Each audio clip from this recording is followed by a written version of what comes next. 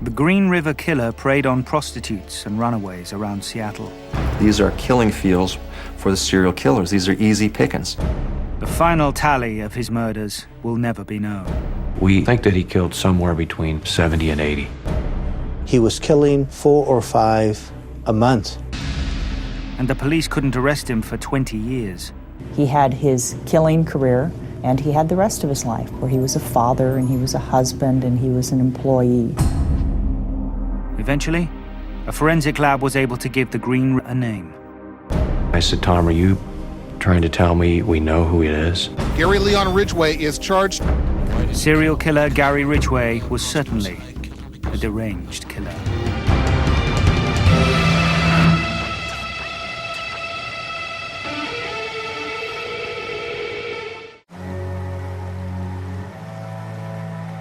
The Green River runs south of the city of Seattle. People go to the river to fish, to work, to play.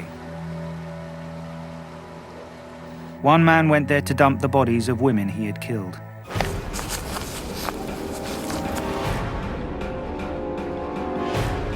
It was the summer of 1982 when the river released its first victims. Everybody was terrified. You know, I mean, these were places where we picnicked, where we swam, where children ran free. I mean, the first body was found by 2 little kids on bicycles. On July the 15th, 1982, 2 children spotted a naked body snagged on debris under a bridge. Her name was Wendy Lee Caulfield, a 16-year-old runaway. She had been strangled. 4 weeks later, the naked body of another young woman, Deborah Bonner, was found drifting face down in the river. She had also been strangled. Everyone was rather mystified. I mean, they thought, is this the work of more than one person? And where does it begin and where does it end? And how could this be? 3 days later, on August the 15th, a man was taking a leisurely trip down the Green River when he came upon a strange sight. What at first he described as a mannequin. Then he saw 2, and he thought that, well, that's a little strange that 2 mannequins would be weighted down with rocks next to the river. And as he drifted closer, he discovered they were deceased human beings. These victims were identified as Cynthia Hines and Marsha Chapman. They were sub-shallow water, held under by boulders. King County Detective Dave Reichart, who had worked on the Deborah Bonner case, was the first investigator on the scene. Marsha Chapman was in the water, laying on her back. One of her arms were free, and those rushing by was causing her hand to wave back and forth. It was almost as if she were calling to me for help. You know, like, here I am, please help me. As Detective Reichart made his way down the bank towards the bodies, he almost tripped over yet another victim, splayed out in the tall grass. She was 16-year-old Opal Mills. Deborah Bonner showed up on August 12th in the river, and then on August 15th, 3 more bodies showed up. We certainly knew we had a serial killer. The killer seemed to have placed the bodies as if they were mannequins and not people. Small rocks were inserted in the orifices of 2 of them. The police thought it might be what is called a signature, a way for the killer to uniquely mark his work. In the river, there is some sort of attempted posing going on and a signature that's being laid out. But what do the rocks mean? Only what's inside his mind knows that. Before his grisly discovery, the boater had an encounter with a mysterious man standing on the riverbank. He waved at this white male, and there was a brief greeting exchanged, "Have a nice day," and the person on the riverbank got into a pickup truck, according to this witness, and drove off. Dave Reichart and his crime scene investigators combed through the trees and grass and along the sides of the riverbank for evidence, for something that could point to the killer. Each crime scene that you go to, you know you're walking in his footsteps, and you are trying to put yourself in his shoes. What did he do? Where did he walk? What was he thinking? The investigators' painstaking approach revealed critical pieces of evidence. One of the first amazing pieces of evidence that we collected was bodily fluid. Spermatozoa was collected and placed in a test tube and frozen. The second interesting piece of evidence that was collected was a blouse that was probably about a quarter of a mile downriver from the body sites. It was all alone. The blouse was found near a road where people often dumped rubbish. So for us to take that blouse was very fortuitous, as we discover later. Another crucial piece of evidence had been recovered from the first victim before the police knew that they were dealing with a serial killer. The third piece of evidence that we collected was off of Wendy Caulfield, and that was a ligature that was kept.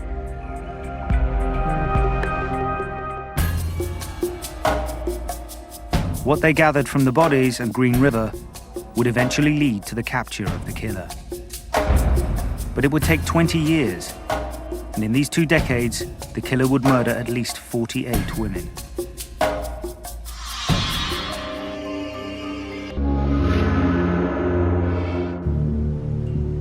In the summer of 1982, the naked bodies of young women were being found frequently near Seattle, Washington. The first bodies were found floating in a local river, and so the media called this serial murderer the Green River Killer. There seemed to be no end to the murderous rampage. Police and searchers have found several pieces of evidence that may or may not be linked to the dead women or their killers. More human remains were found at the site yesterday afternoon. In the wake of the killings, fear quickly spread through the quiet suburbs on the banks of the Green River. The King County Police and other local law enforcement agencies launched a major investigation. They put the river under observation, but word got out, and the surveillance turned up nothing. It was reported on the news that we were going to have surveillance. He quit using the river to place his victims. He learned a lot from all of us, unfortunately. A month after the women were found, a 6th body was discovered in a wooded area frequented by prostitutes near the Seattle airport. Police determined that 17-year-old Giselle Lavaughn had disappeared within days of the original Green River victims. Death was also by strangulation. All the women were runaways or prostitutes known to work the seedy red light district along the Pacific South Highway, the area where they had last been seen. You give me any city where you have prostitution, where you have drug addicts, where you have throwaways. These are killing fields for the serial killers. These are easy pickings. The killer seemed to have a particular interest in prostitutes. It could have been personal, or he could have chosen these victims simply because they were easy to find and easy to kill. The victims were very vulnerable young girls and young women. We found young girls on the street working as prostitutes as young as 11 years old. The evidence investigators had assembled wasn't enough to generate any firm leads. It's a prostitute. You find hair and fiber evidence. You find evidence of semen. We don't know if that evidence is coming from a John she was with earlier that night or if it's coming from the actual offender. To make matters worse, the media attention surrounding the case seemed to be keeping the killer one step ahead of the investigation. They find victims in the river, and so he goes to land, basically. So I think he was always paying attention as to how to tweak his strategy, his techniques. He matured in how he was hunting. He was becoming more cunning. He was killing 4 or 5 a month. The body count grew steadily. By the end of 1983, 13 bodies had been found, and 24 more women were reported missing. After the first victims were found in the Green River, the killer changed his methods. Victims were discarded in remote wooded areas. Detectives linked the deaths of more than 20 women. Many of the bodies were found in groups. His style, his desire was to put bodies in clusters. It helped him remember where they were. And so if he wanted to drive by and relive one of the killings, he would be able to relive 6 or 7. We discovered he was positioning the body's lower extremities in a way that would strongly suggest that he was having sex with the dead bodies. The women most at risk were particularly apprehensive. It scares me, but there's nothing I can do about it. I'm down here and I have to live with it.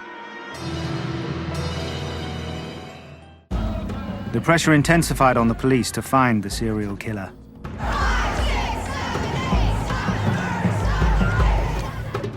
In 1984, the Green River Task Force was formed with a staff of 50 and a hotline to take tips from the public.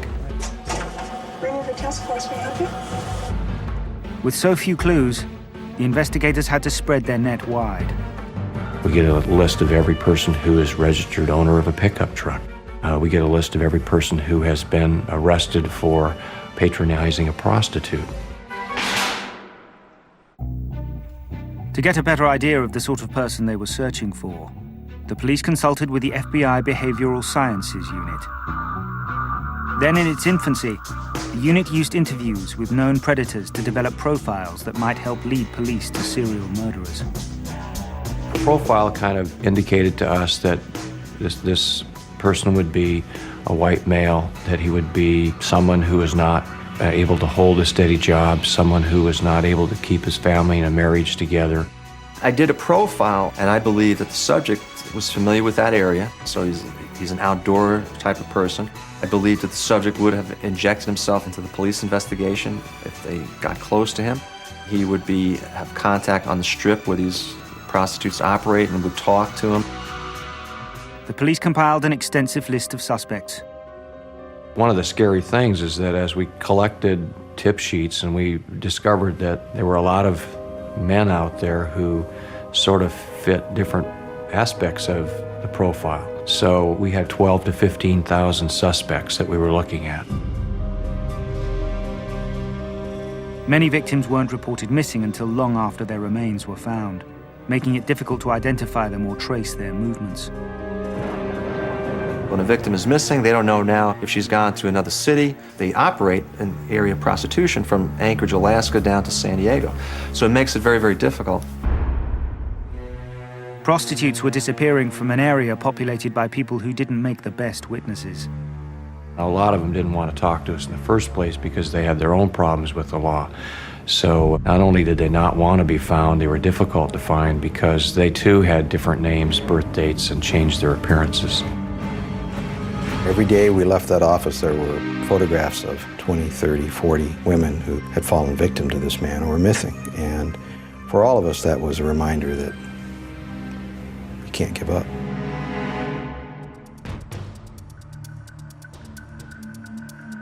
One woman did offer some significant evidence. Rebecca Garday had gone off with a man in a pickup truck in 1982. He refused to do anything in the truck. You know, I don't want to go up there in the woods.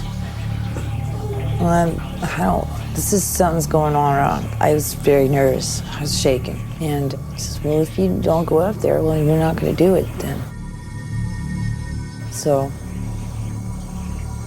I followed him up there.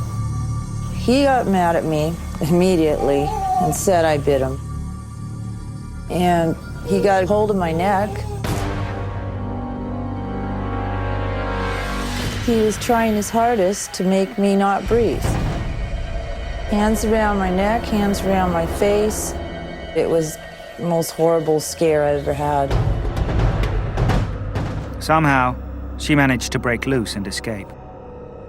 He doesn't speak while he's doing that.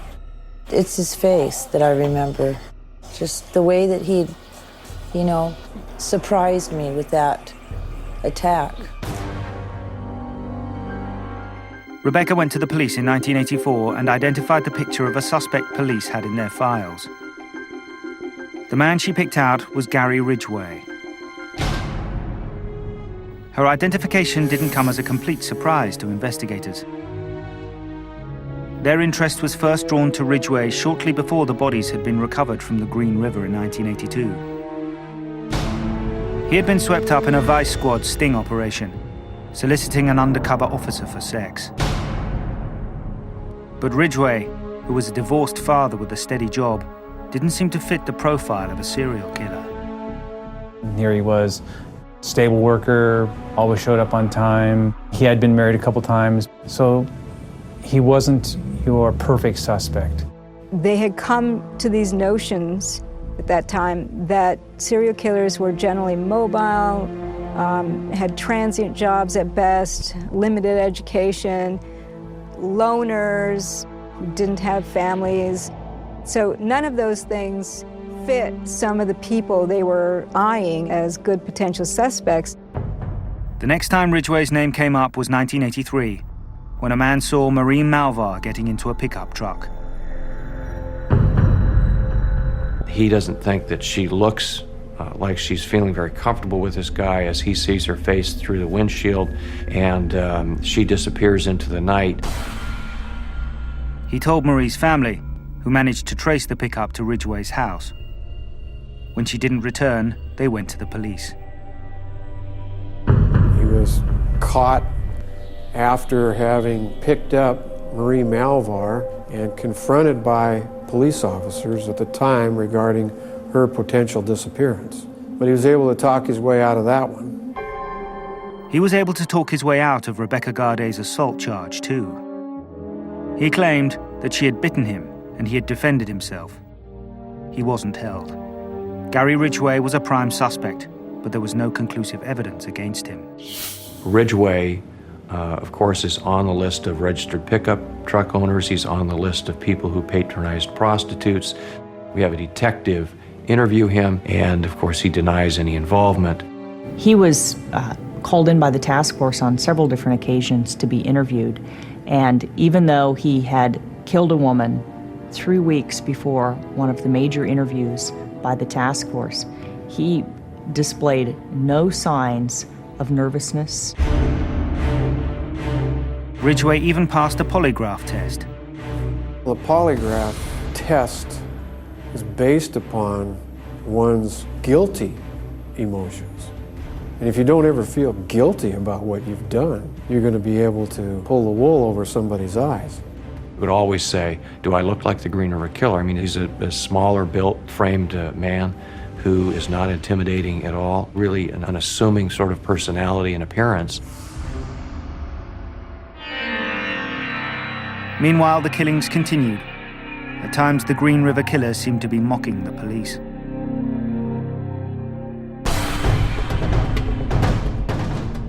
And he says, hey, I'm doing pretty good. They form a task force, they come after me, they can't catch me or anything else. And I think he starts playing more of a game of moving pieces around. He's moving skeletons around, he's moving bodies around. The Green River Killer covered up the crimes. He destroyed evidence. He cleaned the body of any kind of trace evidence that he might have accidentally left. He prevented himself from leaving fingerprints, and where he might have, he cleaned that up. So we have a clever criminal who knows full well that the police are searching desperately to find him. After 1984, the number of bodies discovered suddenly decreased. Some claimed that the Green River Killer had gone, but he had only changed his methods. He stopped clustering bodies, and he began to dump remains further away in Oregon, the adjacent state. He's going back to decomposed sites and taking skeletons away. That must have something to do with trying to confuse the police. In 1987, the authorities stepped up their interest in Gary Ridgway after a tip came in from another prostitute. We come back to him again, and escape of one of the prostitutes who describes him gives us a little bit more information.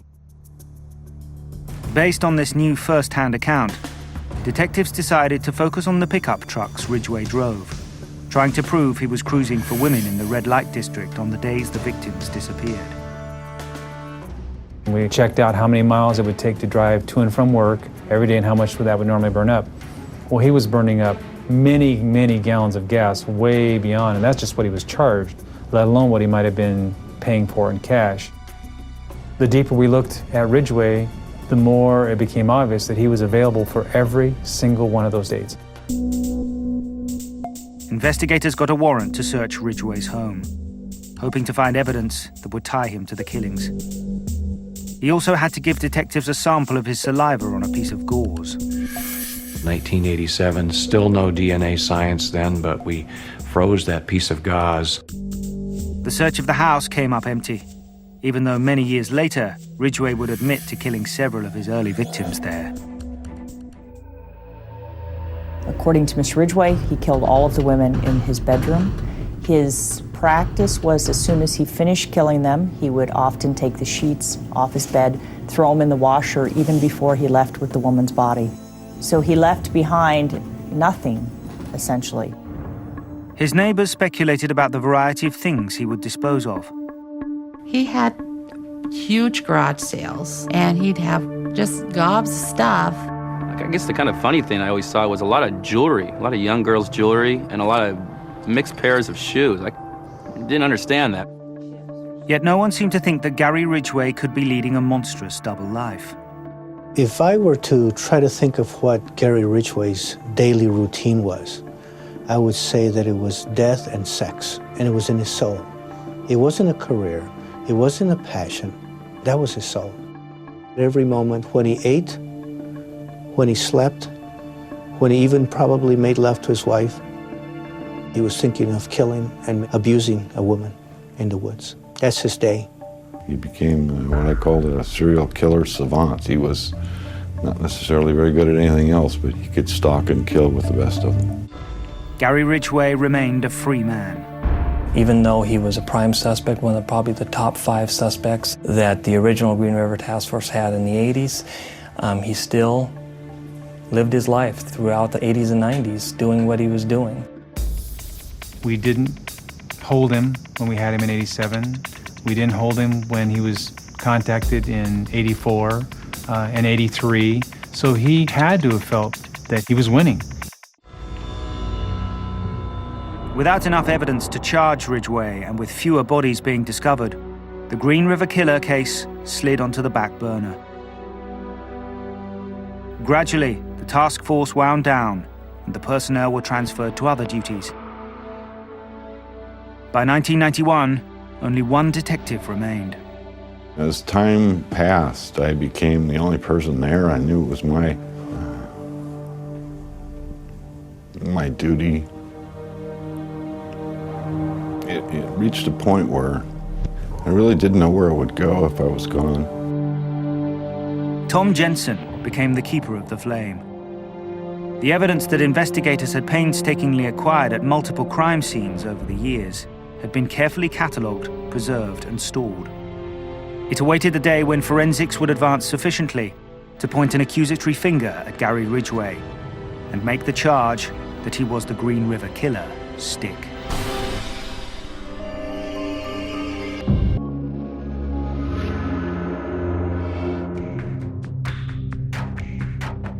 In the 1990s, the Green River Killer faded from the headlines. Police didn't find any more bodies as the killer became more careful about hiding them. The last detective on the case, Tom Jensen, was patient, waiting for DNA testing to improve enough so that he could submit some of the old evidence for more sophisticated forensic tests. He wanted to compare it to a DNA sample detectives had taken from one of their prime suspects years before, Gary Ridgway. DNA from his saliva and the sperm taken from the victims could not be definitively matched by 1980s techniques.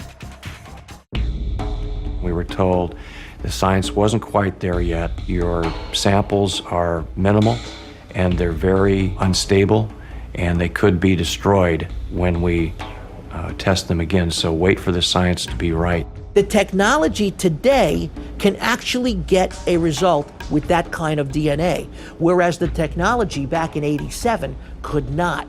In fact, we have been able to test evidence more than 30 years old in criminal matters and get a complete profile with the current technology, whereas using the older technology, we probably would have gotten no results at all. Because of the size of the sample and the condition that it was in, we figured we probably were going to have one shot at it. And we wanted it to be the best shot we could take. So those samples went back on the shelf, went back in the refrigerator for a number of years. Meanwhile, Gary Ridgway had married for a third time in 1988. When they first moved here, they were newlyweds, and you could tell they were very much in love with each other. They were always together, their eyes sparkled, they were always smiling. Marriage slowed the pace of Ridgway's murder spree, but it didn't end his desire to kill. He left his victims' bodies in remote areas where many of them were never found. At the plant where he worked, Ridgway would play little games with his colleagues, leaving jewelry from his victims for them to find. One of the employees picked it up, put it on, and had a real good find. In Gary's mind, I think he walked very quietly and had a little smirk on his face. He had his killing career that he did out of sight from any other people, and he had the rest of his life where he was a father and he was a husband and he was an employee. By 2001, forensics techniques had advanced sufficiently for Tom Jensen to unlock his carefully stored evidence and submit it to a lab. So in 2001, we submitted our samples, the DNA from the riverbanks and the DNA from the gauze.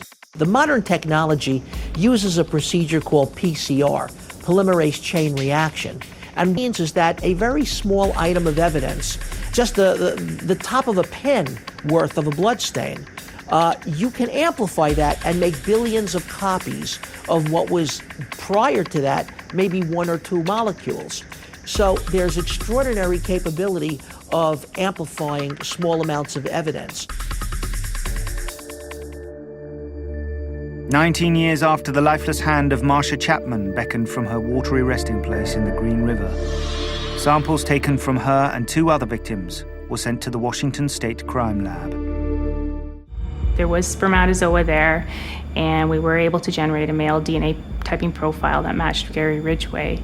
It's really amazing, the profiles we got. PCR analysis of STR DNA provides us with an extraordinary amount of information, even on old specimens, even on highly degraded specimens, even on minute specimens. And that is what did the Green River Killer in. Finally, police had the evidence they needed to arrest the Green River Killer. Tom Jensen comes to my office with 3 sheets of paper. The first piece of paper was telling me we had our first piece of physical evidence that connected somebody to this case. The second time he flipped the paper over, it was we have the same person responsible for 2. So it wasn't that we were just going to be able to solve one case and wonder about all the others still. Now we really had a chance to at least say we could connect one person to the bodies in the river. The last lab report was in an envelope. Tom was teary-eyed, I was teary-eyed, and I looked at Tom and I said, Tom, are you trying to tell me we know who it is? Who the Green River Killer is? He didn't even have to open it. He immediately just picked it up and said, it's Gary Ridgway. We collected this evidence in 1982. We collected evidence in 1987. The DNA science starts to be developed in the late 1990s. And the fact that we could go back and take a look at the evidence collected so long ago and have science tell us with absolute certainty that it was one person out of the 12 to 15,000 suspects that we had. It was unbelievable. On November the 30th, 2001, the criminal career of Gary Ridgway abruptly came to an end.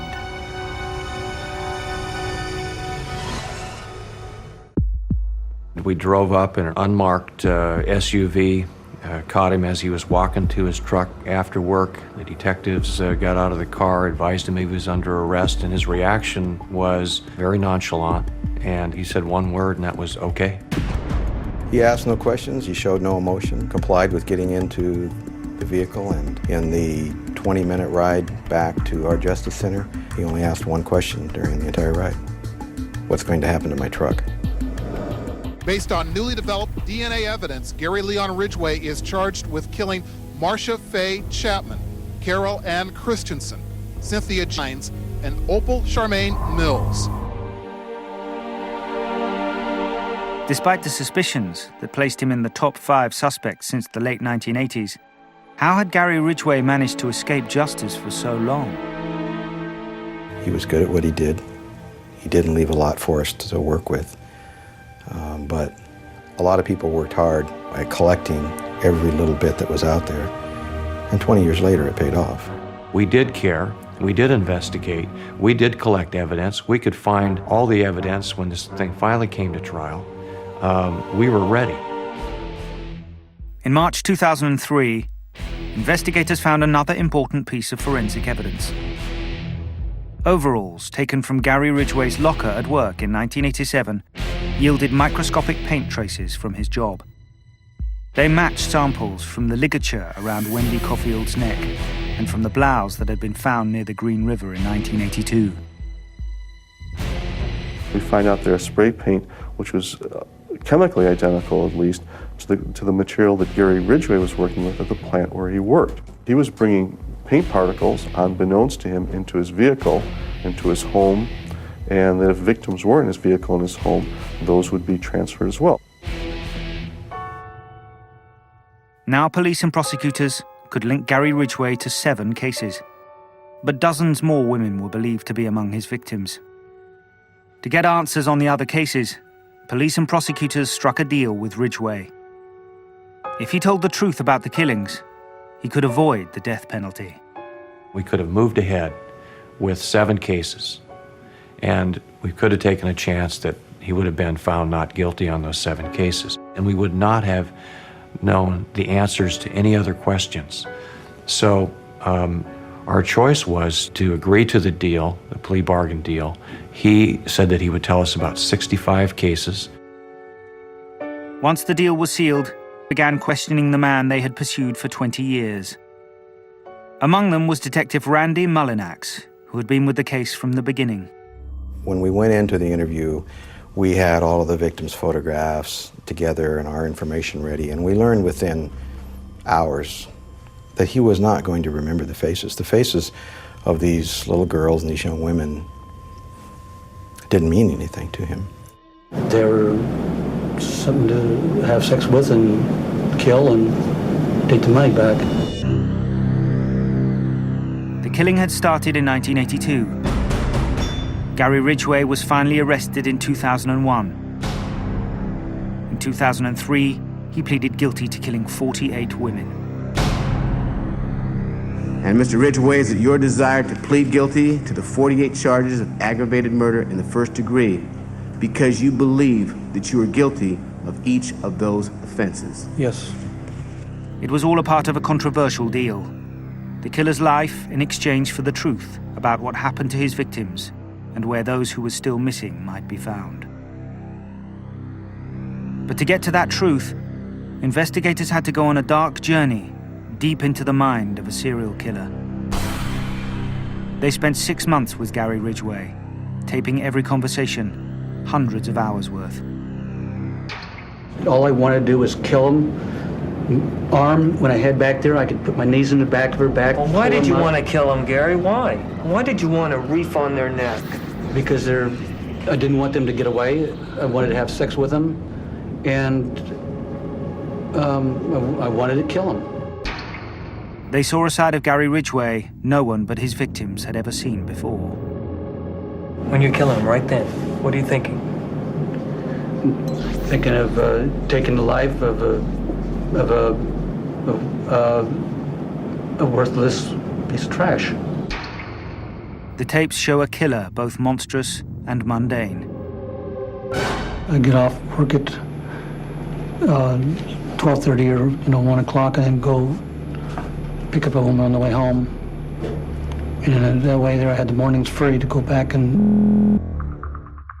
Ridgway only remembered his victims by virtue of what shift he was working when he murdered them in the course of his 30-year career painting trucks.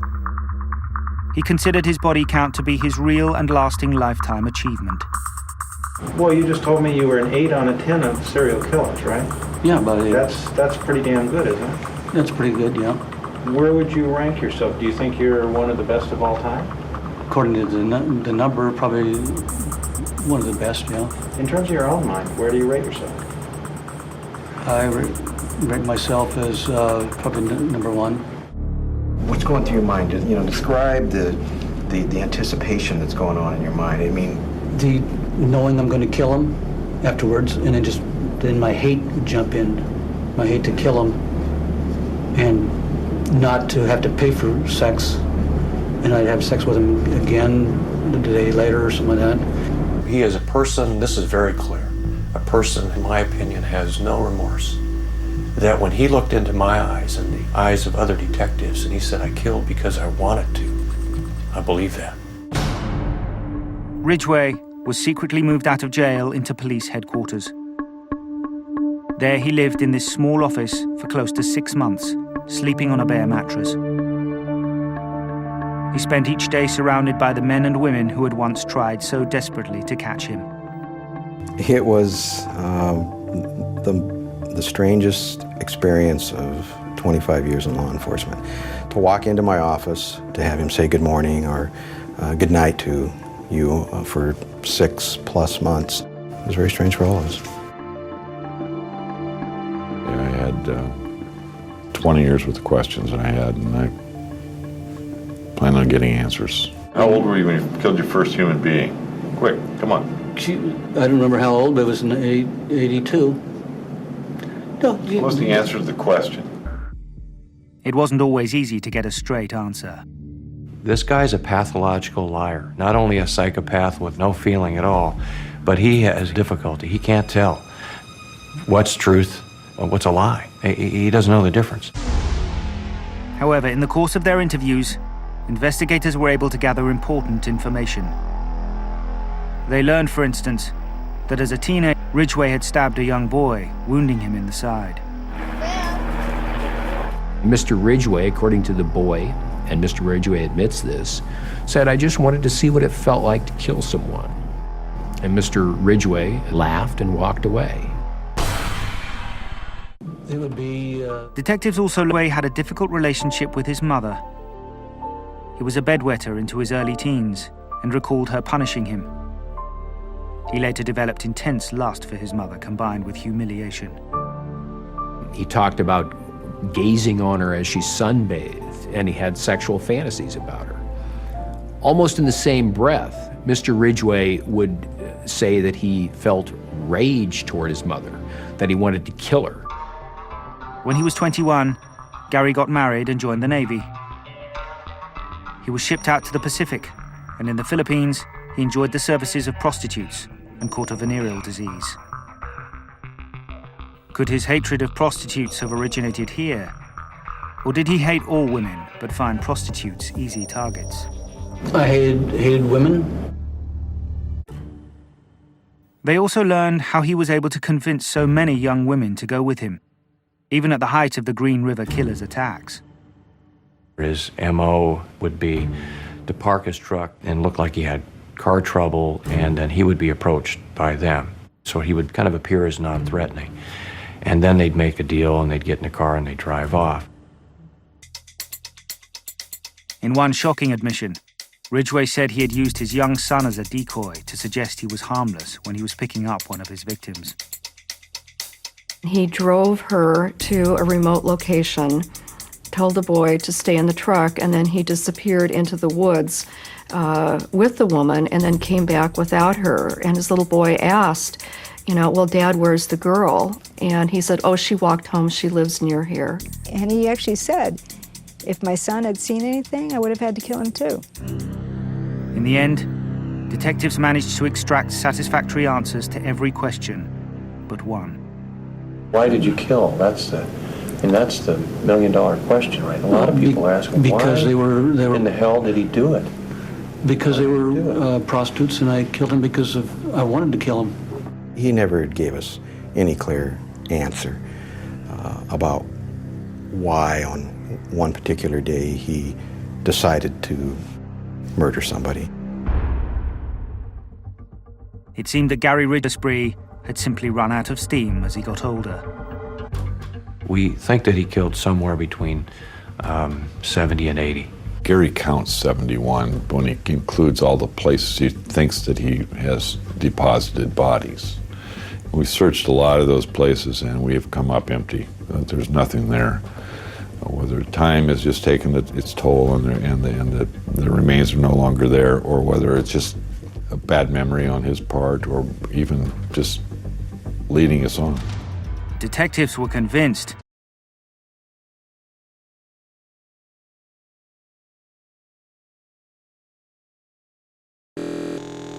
and murder is a story of police dedication, and the pioneering of forensic investigation in Australia.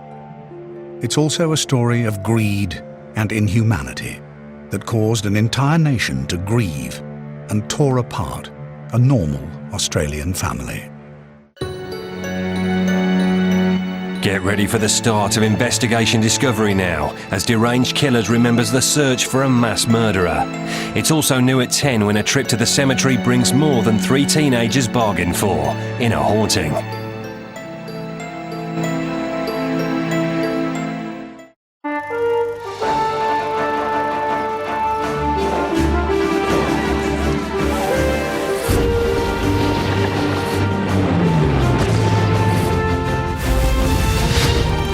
Extraordinary lives, extraordinary stories.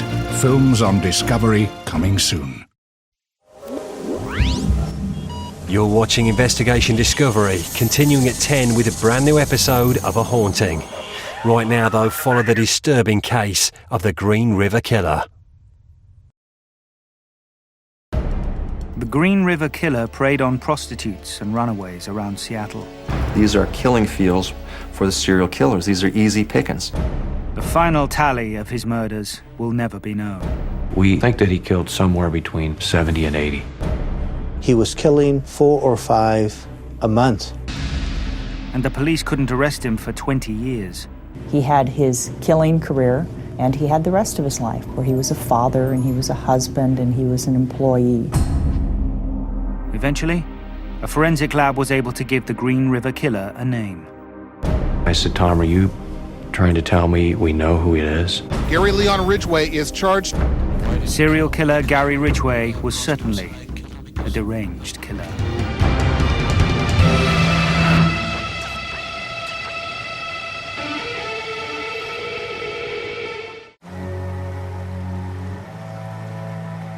The Green River runs south of the city of Seattle.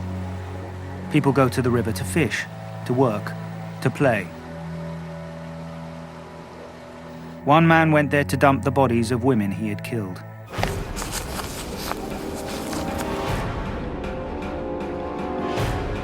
It was the summer of 1982 when the river released its first victims. Everybody was terrified. I mean, these were places where we picnicked, where we swam, where children ran free. I mean, the first body was found by 2 little kids on bicycles. On July the 15th, 1982, 2 children spotted a naked body snagged on debris under a bridge. Her name was Wendy Lee Caulfield, a 16-year-old runaway. She had been strangled. 4 weeks later, the naked body of another young woman, Deborah Bonner, was found drifting face down in the river. She had also been strangled. Everyone was rather mystified. I mean, they thought, is this the work of more than one person? And where does it begin and where does it end? And how could this be? 3 days later, on August the 15th, a man was taking a leisurely trip down the Green River when he came upon a strange sight. What at first he described as a mannequin. Then he saw 2 and he thought that, well, that's a little strange that 2 mannequins would be weighted down with rocks next to the river. And as he drifted closer, he discovered they were deceased human beings. These victims were identified as Cynthia Hines and Marcia Chapman. They were submerged in shallow water, held under by boulders. King County Detective Dave Reichert